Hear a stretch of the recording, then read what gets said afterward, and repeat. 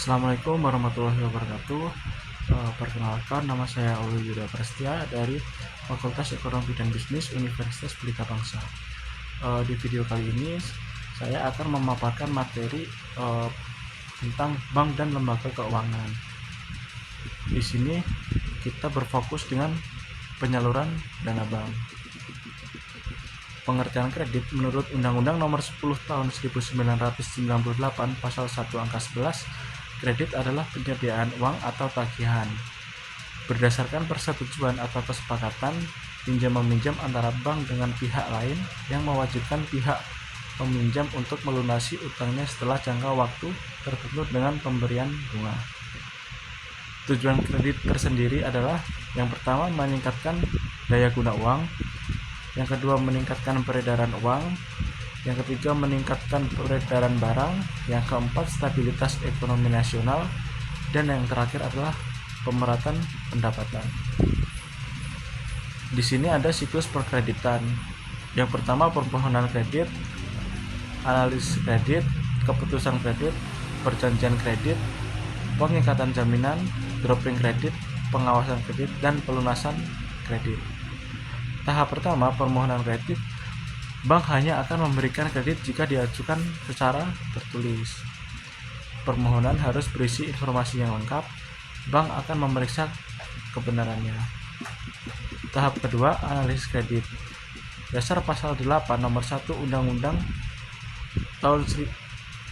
Nomor 10 Tahun 1998 dalam memberikan kredit atau pembiayaan berdasarkan prinsip syariah.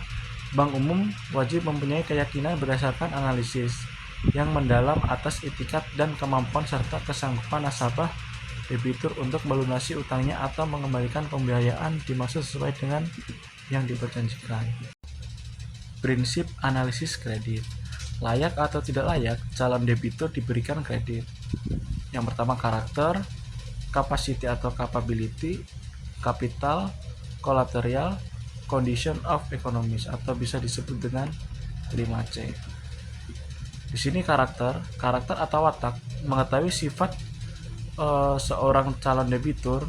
Tujuannya adalah memberikan keyakinan yang tercermin dari latar belakang atau keadaan keluarga.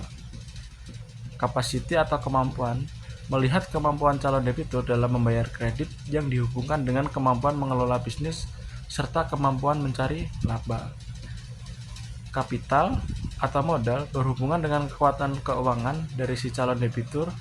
Langkah utama untuk menentukan apakah modal seorang itu kuat adalah mendapatkan laporan aset dan pasifa dari si calon debitur dan harus dipastikan data tersebut akurat.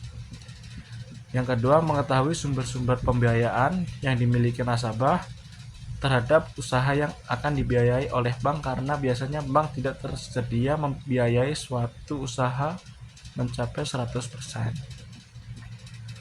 Kolateral atau jaminan. Calon debitur umumnya diminta untuk menyediakan jaminan berupa anggunan yang berkualitas tinggi yang nilainya minimal sebesar jumlah kredit atau pembiayaan yang diterimanya dan keabsahannya harus diteliti.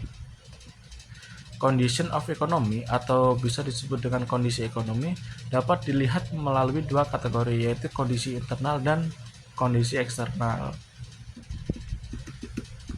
Tahap ketiga, keputusan kredit disesuaikan dengan kondisi masing-masing bank. Di sini kalian bisa baca sendiri ya tentang kewajiban penyusunan pelaksanaan perkreditan bank bagi bank umum. Persetujuan dokumentasi administrasi pengawasan. Berikut prosedur perkreditan yang sehat. Tahap keempat, perjanjian kredit. Perjanjian kredit harus dalam bentuk tertulis atau akta notarial atau di bawah tangan. Fungsi dari perjanjian kredit sebagai perjanjian pokok, alat bukti batasan-batasan hak dan kewajiban bagi para pihak, dan yang terakhir monitoring kredit. Isi perjanjian kredit bank. Yang pertama, identitas para pihak, bank, debitur, perorangan atau badan usaha, dasar hukum dan kedudukan para pihak. Yang kedua, klausula representation dan warranties, berisi fakta dari nasabah, status hukum, keadaan keuangan, dan lain-lain. Yang ketiga, tujuan pemberian kredit atau jenis kredit. Yang keempat, biaya-biaya. Yang kelima, klausula barang agunan. Yang keenam, ada klausula condition precedent, syarat tangguh yang harus dipenuhi sebelum penarikan pertama. Ada klausula affirmative covenant, segala sesuatu yang harus dilakukan selama perjanjian berlangsung. Ada juga klausula negatif covenant, segala sesuatu yang dilarang dilakukan selama perjanjian kredit berlangsung. Ada klausula tindakan yang dapat diambil bank dalam rangka pengawasan, pengamanan, dan penyelamatan kredit. Dan yang ke-10, trigger clause atau event of default, penyelesaian isi perjanjian secara sepihak walau perjanjian belum berakhir.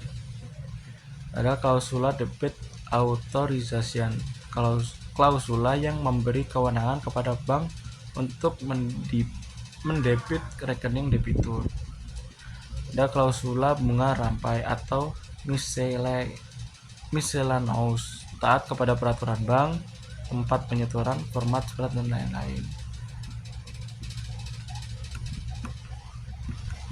Tahap kelima, pengikatan jaminan atau agunan kredit. Agunan dalam Undang-Undang Perbankan Pasal 1 angka 23 UU 10 tahun 1998. Agunan adalah jaminan tambahan yang diserahkan nasabah debitur kepada bank dalam rangka pemberian fasilitas kredit atau pembiayaan berdasarkan prinsip syariah. Fungsi agunan, bank mendapat hak dan kekuasaan untuk pelunasan apabila debitur ingkar janji. Yang kedua, mendorong nasabah debitur berperan aktif dalam kegiatan usahanya. Yang ketiga, mendorong terpenuhinya perjanjian kredit. Bagaimana agunan yang baik? Diikat secara juridis formal sehingga tidak ada klaim dari pihak lainnya. Jika di kemudian hari terjadi wan prestasi dari debitur, maka bank memiliki kekuatan yuridis untuk melakukan tindakan eksekusi. Worthy and marketable, harga atau nilai jaminan cukup tinggi sehingga bila hendak dieksekusi dapat segera dijual atau diuangkan untuk melunasi seluruh kewajiban debitur. Yang termasuk dalam juridis formal adalah hak tanggungan, hipotek, gadai, dan yang terakhir fidusia. Hak tanggungan Undang-Undang Nomor 4 Tahun 1996, hak tanggungan atas tanah beserta benda-benda yang berkaitan dengan tanah, yang selanjutnya disebut hak tanggungan. Hak tanggungan adalah hak jaminan yang dibebankan pada hak atas tanah sebagaimana dimaksud dalam Undang-Undang Nomor 5 Tahun 1960 tentang Peraturan Dasar Pokok-pokok Agraria. Berikut atau tidak berikut benda-benda lain yang merupakan satu kesatuan dengan tanah itu untuk pelunasan utang tertentu, yang memberikan kedudukan yang diutamakan kepada kreditor tertentu terhadap kreditor-kreditor lainnya. Hipotek dalam KUH per 1162, hipotek adalah suatu hak kebendaan atas benda-benda tak bergerak untuk mengambil penggantian daripada bagi pelunasan suatu perikatan. Yang kedua ada gadai. Gadai adalah suatu hak yang diperoleh seorang berpiutang atas suatu barang bergerak yang diserahkan kepadanya oleh seorang berutang atau oleh seorang lain atas namanya, dan yang memberikan kekuasaan kepada si berpiutang itu untuk mengambil pelunasan dari barang tersebut secara didahulukan daripada orang-orang berpiutang lainnya. Fidusia menurut Undang-Undang Nomor 42 Tahun 1999, fidusia adalah pengalihan hak kepemilikan suatu benda atas dasar kepercayaan dengan ketentuan bahwa benda yang hak kepemilikannya dialihkan tersebut tetap dalam penguasaan pemilik benda. Dropping kredit, pencairan kredit. Apabila telah dipenuhi persyaratan yang telah disepakati dalam perjanjian kredit, penarikan dalam jumlah yang sesuai dengan kebutuhan atau jadwal. Pencairan dapat dilakukan baik melalui rekening nasabah maupun perusahaan rekanan. Pengawasan kredit. Tujuan pengawasan kredit adalah mencegah sedini mungkin timbulnya kredit yang tidak sehat. Kualitas aktiva produktif atau disebut juga mutu kredit lancar, Kredit dalam perhatian khusus, kredit bermasalah atau NPL, kredit kurang lancar, kredit diragukan, atau kredit macet. Penjelasan berkualitas tidaknya suatu kredit yaitu yang pertama lancar atau call 1. Kredit dikatakan lancar apabila pembayaran angsuran pokok dan atau bunga lancar, memiliki mutasi rekening yang aktif, bagian dari kredit yang dijamin dengan agunan tunai. Yang kedua, dalam perhatian khusus atau call 2 apabila terdapat tunggakan pembayaran angsuran pokok dan atau bunga yang belum melampaui 90 hari. Jarang terjadi pelanggaran terhadap kontrak yang diperjanjikan. Kurang lancar atau disebutkan call 3 apabila terdapat tunggakan pembayaran angsuran pokok dan atau bunga yang melampaui 90 hari. Sering terjadi cerokan, terjadi pelanggaran terhadap kontrak yang diperjanjikan. Terdapat indikasi masalah keuangan yang dihadapi.